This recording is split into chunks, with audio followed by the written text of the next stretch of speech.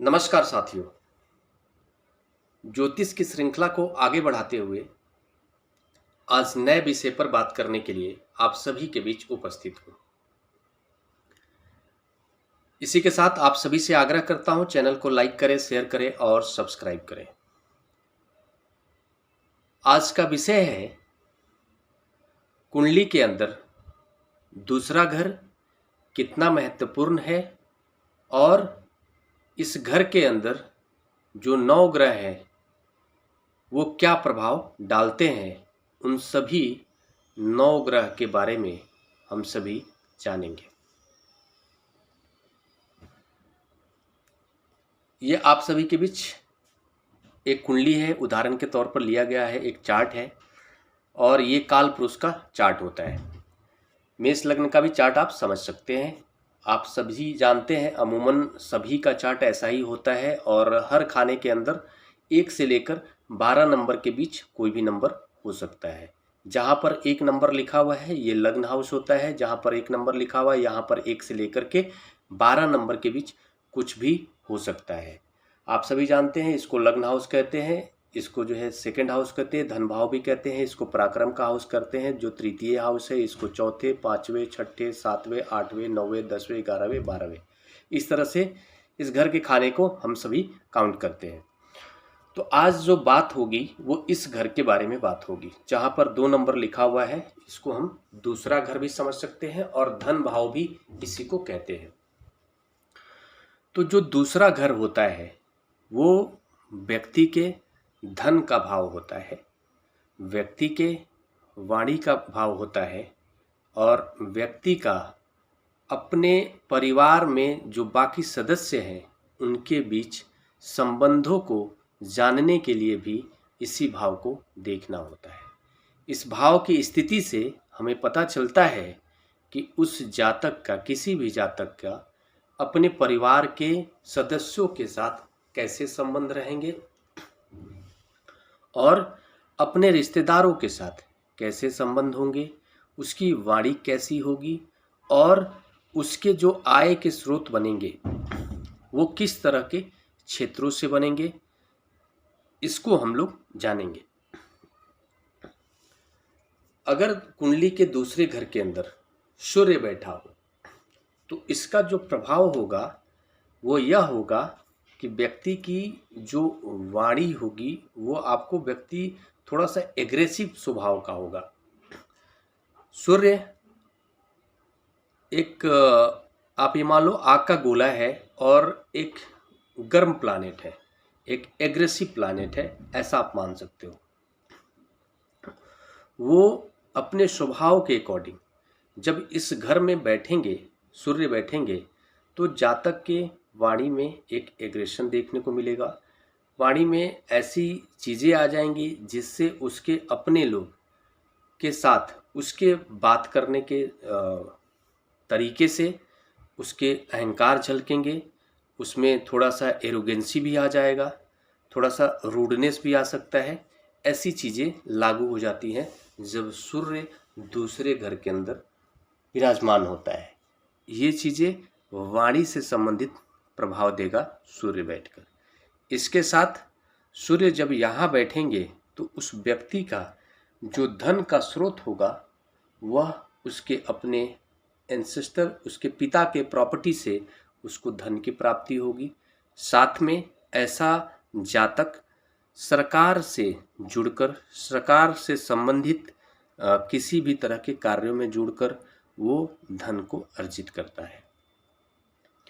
अगर दूसरे घर के अंदर चंद्रमा विराजमान हो तो ऐसा जातक बहुत ही मनमोहक तरीके से बात करने वाला होता है, मन को मोह लेने वाला उसके पास तरीके होते हैं। साथ में वो जातक अपने नेटिव प्लेस से जुड़कर, अपने नेटिव प्लेस में ही रहकर अपने जीवन में धन को अर्जित करता है।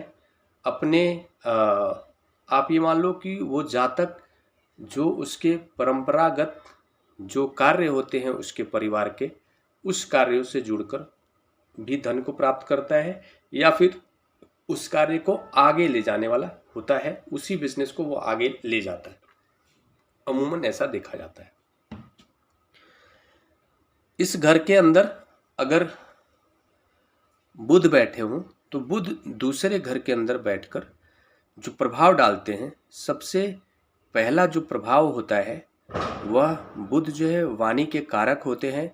तो आप ये मान लो कि अगर बुध बैठा है तो व्यक्ति की जो वाणी होगी वो बहुत ही अच्छी हो जाएगी, बहुत ही ये मान लो शातिर भी आप कह सकते हो, और साथ में एक बुद्धिमत्ता के साथ में अपने शब्दों को इस्तेमाल करने वाला वो व्यक्ति बन जाता है। अच्छी बातचीत करने की क्षमता उसमें आ जाती है और उसको अपने जीवन में जो धन के जो स्रोत होते हैं उसके आने के, वो आपके गणनात्मक तरीके से जुड़कर वो धन को प्राप्त कर सकता है या करता है।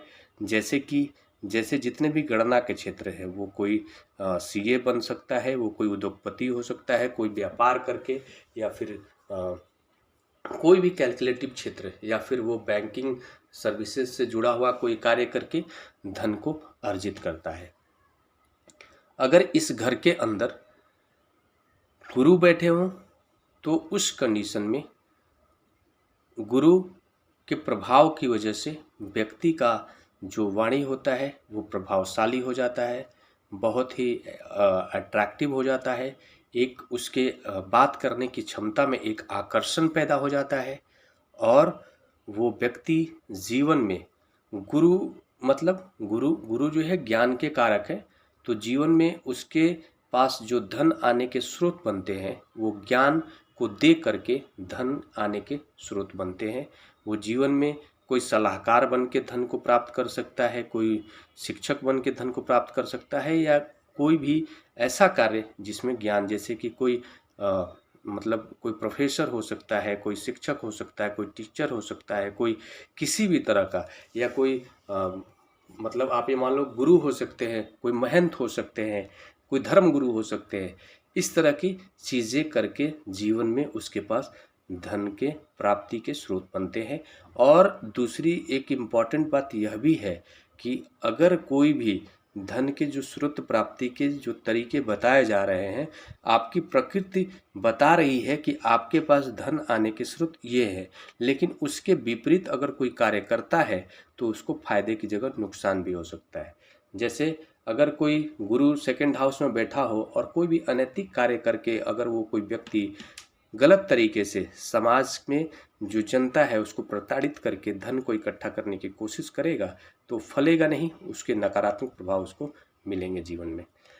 इसके अलावा अगर मंगल यहाँ पर बैठे हों तो मंगल दूसरे हाउस में बैठकर वही मंगल के भी प्रभाव थोड़े से आपके सूर्य जैसे देखने को मिलते हैं। मंगल जब यहाँ बैठेंगे तो व्यक्ति के वाणी के अंदर आपको थोड़ा सा एग्रेशन ला देंगे, अपने परिवार के सदस्यों के बीच थोड़ी सी मतभेद की भी स्थिति ला सकते हैं। रिश्तेदारों से उसके जो बात करने के तरीके हैं उससे लोग थोड़े से नाखुश दिखते हैं, क्योंकि उसके जो बात में थोड़ा सा एग्रेशन, थोड़ा सा एग्रेसिव लहजा हो जाता है और इस कारण से थोड़ी दूरी बनती है।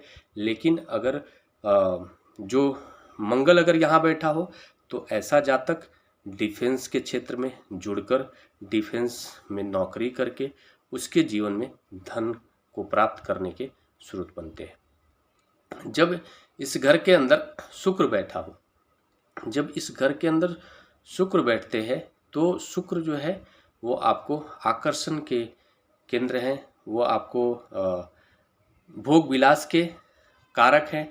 इसलिए ऐसा जातक जीवन में भोग विलास से संबंधित चीज़ों का व्यापार करके, घर के सजावट से संबंधित किसी भी तरह का व्यापार करके, या फिर शुक्र ज्ञान के भी कारक हैं, तो शुक्र ऐसी स्थिति में वो व्यक्ति ज्ञान से संबंधित, जहाँ पर ज्ञान देने की आवश्यकता हो, ऐसे चीज़ों से जुड़कर भी वो जीवन में धन को प्राप्त करता है, या उसके जीवन में धन के प्राप्ति के स्रोत बनते हैं।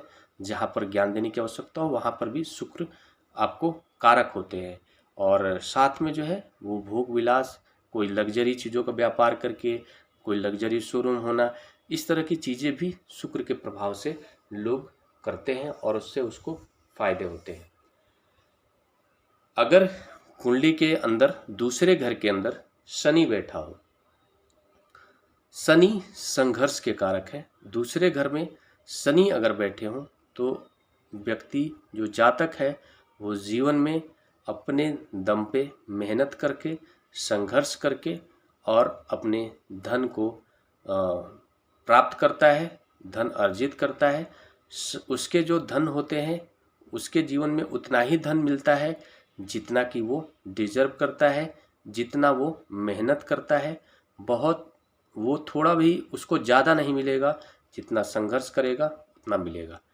मेहनत खूब कराते हैं और साथ में जो है शनि के प्रभाव से व्यक्ति थोड़ा सा आपको शनि के प्रभाव की वजह से व्यक्ति थोड़ा सा खर्च करने के मामले में बहुत ही शातिर हो जाता है। आप कुछ लोग उसको कंजूस की श्रेणी में मानते हैं, लेकिन मैं मानता हूं कि वो कंजूस नहीं, वो कैलकुलेटिव होता है। वो वहीं पर खर्च करेगा जहां पर उसको लगेगा कि खर्च करना चाहिए। और शनि के प्रभाव की वजह से उसकी वाणी थोड़ी सी आपको स्ट्रेट फॉरवर्ड हो जाती है। वो इस बात की चिंता किए बिना अपने जो सत्य बात है, मन के अंदर जो सत्यता है, वो सत्य बात किसी के भी सामने बोलने में हिचकता नहीं है। इस वजह से भी लोग थोड़े से उससे कटते हुए नजर आते हैं। अगर इस घर के अंदर राहु बैठा हो, सेकेंड हाउस के अंदर राहु बैठा हो, तो ऐसे कंडीशन में जो जातक होता है बहुत ही शातिर हो जाता है, बहुत ही रहस्यवादी हो जाता है, वो बहुत ही चालाक बन जाता है और धन को प्राप्त करने के लिए उसके जीवन में कोई वसूल नाम की चीज़ नहीं होती है। धन बहुत प्राप्त करता है और उसके धन जो वो प्राप्त करता है वो उसके परिवार में एक्सेप्टेबल भी होता है। उसको इसका जो है कि उसको परिवार में उसको एक्सेप्ट किया जाता है, उसको स्वीकार करके उसको एक इज्जत की दृष्टि से भी देखा जाता है। लेकिन वहीं अगर केतु यहाँ पर बैठे हों और अगर केतु बैठे हों तो ऐसे कंडीशंस में भी जो जातक होता है वो उसकी जो वाणु है उसकी भी वाणी में कटुता आ जाएंगी। वो थोड़े से जो है कि आपको एकदम सत्यवादी की तरह बात करेंगे, जो भी लोगों के सेकंड हाउस में केतु रहेगा। और वो इस कारण से भी उनके भी जीवन में, ऐसे जातक के जीवन में जो उसके मित्र होते हैं वो थोड़े से कटते हैं उससे, उसके रिश्तेदार कटते हैं उससे, और वो गलत तरीके से धन को प्राप्त करने की तरफ ज़्यादा आकर्षित नहीं होता है। और अगर वो आकर्षित होकर करता भी है तो वो धन उसको फलते नहीं है। राहु से केतु के जो परिणाम है अपोजिट होते हैं। आज का यही विषय था। तो मैं समझता हूँ कि ऑलमोस्ट हमने 9 ग्रह के बारे में जाना कि ये 9 ग्रह सेकंड हाउस में बैठकर क्या प्रभाव डालते हैं। लेकिन इसी के साथ एक महत्वपूर्ण बात यह भी है कि ये जो प्रेडिक्शन किया जाता है एक ये जनरल प्रेडिक्शन है।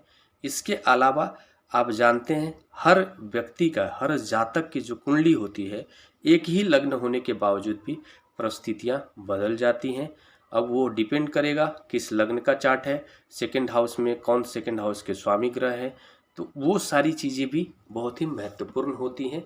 जो जनरल बात होती है उनके प्रभाव के साथ बाकी सारी परिस्थितियां जो एक्चुअल जो उसके लग्न की स्थिति है ग्रहों का, दोनों को कंपाइल करके फिर उसके बाद एक कंक्रीट निचोड़ निकल कर आता है और वहीं उसके जीवन में देखने को मिलता है।